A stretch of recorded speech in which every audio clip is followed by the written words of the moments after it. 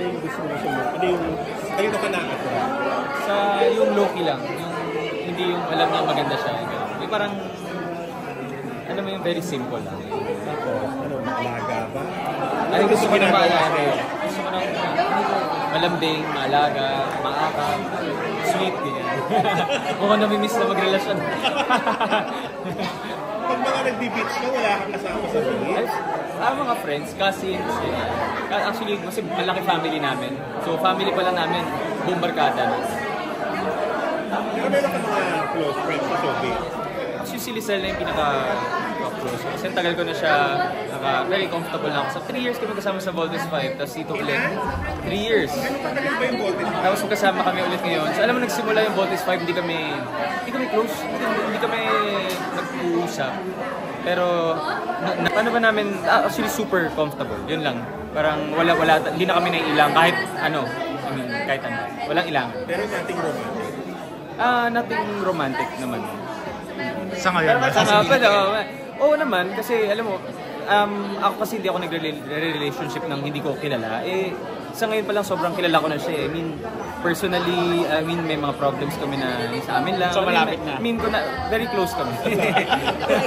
Kilala niya na eh. Pwede ba i-push?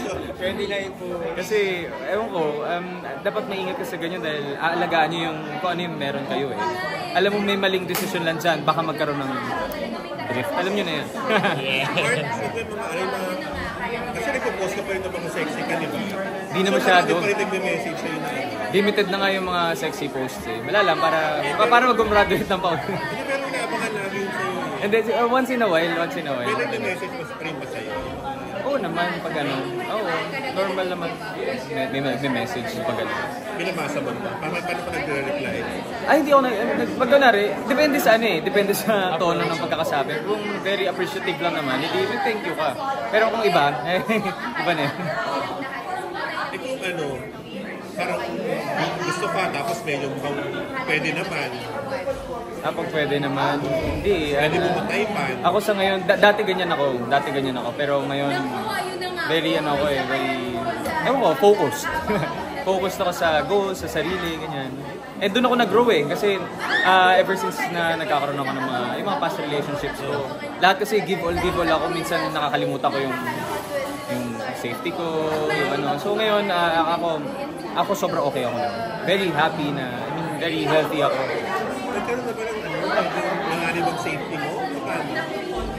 Hindi naman kasi, ewan ko, pag ano, laging, yung basta yung career, minsan na napuputad straight, naapektuhan.